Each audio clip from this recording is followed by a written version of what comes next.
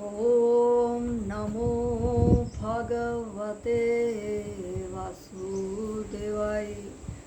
ॐ नमो भगवते वासुदेवाय।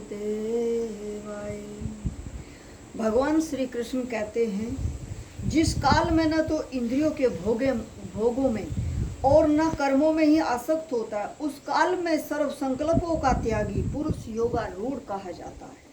और भगवान श्री कृष्ण कह रहे हैं, अपने द्वारा अपना संसार समुद्र से उद्धार करे, अपने को अधोगति में न डाले।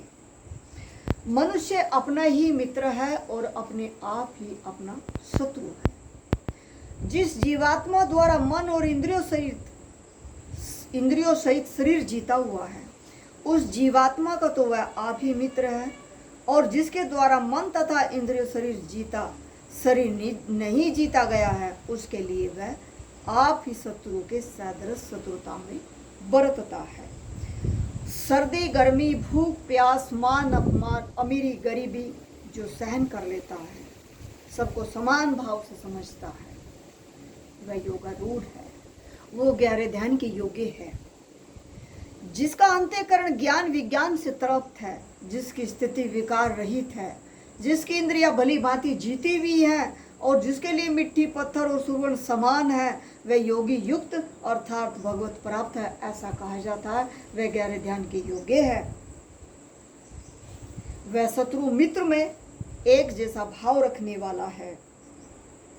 मन और इंद्रिय सहित शरीर को वश में रखने वाला, आशा रहित और संग्रह रहित योगी अकेला एकांत स्थान में स्थित होकर आत्मा को निरंतर परमात्मा में लगाए। शुद्ध भूमि में जिसके ऊपर कर्मश कुशा मृगशाला और वस्त्र बिछे हैं, जो न बहुत ऊंचा हो न बहुत नीचा हो, वह स्थापन करके ऐसे अपने आसन को स्थिर करके स्थापन करके अपने आप को विराजमान करे। उस आसन पर बैठकर चित्त और इंद्रियों की क्रियाओं को वश में रखते हुए मन को एकाग्र करके अंतःकरण की शुद्धि के लिए योग का अभ्यास करे। सिर काया और गले को समान एवं अचल धारण करके और स्थिर होकर अपनी नासिका के अग्रभाग पर दृष्टि जमाकर अन्य दिशाओं को ना देखता हुआ खाली श्वास को आता जाता देखता है, और ओम उसका सोते ही बन जाता है। देखिए, हम बना करके दिखाते हैं आपको। ये क्या बन रहा है? ऊ। अब इसमें से डंडा निकालेंगे हम। ये क्या बना? ओम। ओम ओम सोते ही हो रहा है। ओम। जब वो श्वास को आते जाते देख रहे हैं, तो ओम की ध्वनि सोते ही गूंज रही है, इस ब्रह्मांड में सोते ही विद्यमान है।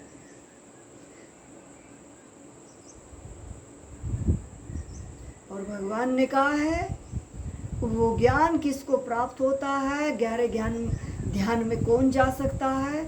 जैसे भगवान ने श्लोक कहा, श्रद्धावान लभते ज्ञानम तत्पर संयति इंद्रिये, ज्ञानम लब्ध्वा पराम शांति अचिरेणी यदि गच्छति। जिसने अपनी इंद्रियों को जीत लिया, उसको वो ज्ञान प्राप्त होता है। वही गहरे ध्यान के योग्य है, जिसको संसार का और कोई कुछ लेना देना नहीं है। या तो संसार में रह लीजिए या इधर ध्यान के लिए आ जाइए। एक म्यान में दो तलवार नहीं रह सकती है, तो संसार ही रह सकता है या फिर परमात्मा ही रह सकता है। एक दिल हजारों तमन्ना उस पे और ज्यादा हवीस उस पे, फिर और ठिकाना कहां उसको बिठाने के लिए। नकली मंदिर मस्जिदों में जाए सद अफसोस है, कुदरती मस्जिद का साकिन दुख उठाने के लिए। हरि का मंदिर, हरि का मस्जिद, हरि का गुरुद्वारा, हरि जिस आसन पर विराजमान है वो हृदय, और हृदय के अंदर हजारों तमन्नाएं, हजारों ख्वाहिशें, उस परमात्मा को बिठाने के लिए कहाँ जंगें छोड़ी है, कहाँ गहरा ध्यान है? गहरा ध्यान तो वही होगा, खाली उसी को चाहिए। उसके लिए खाली कर दीजिए ये संसार को बसा लीजिए। वो परमात्मा, एक कुत्ता भी जब बैठता है तो पूंछड़ी मार करके बैठता है। वो परमपिता परमात्मा त्रिलोकीनाथ उस हजारों की भीड़ में नहीं बैठते। उसका भक्ति का तो पहला ही कदम है एकांत स्थान, स्वच्छ शांत प्रिय स्थान। न ज्यादा बोलना, न ज्यादा खाना, न ज्यादा सोना है। एकांत स्थान में बनी रहना है। आत्म संयमी होकर, अनुशासन प्रिय होकर के ध्यान करें। उसी को ही चाहे, उसी के ही लिए प्रेम करें, और कोई है नहीं, ध्यान गहरा लग जाएगा।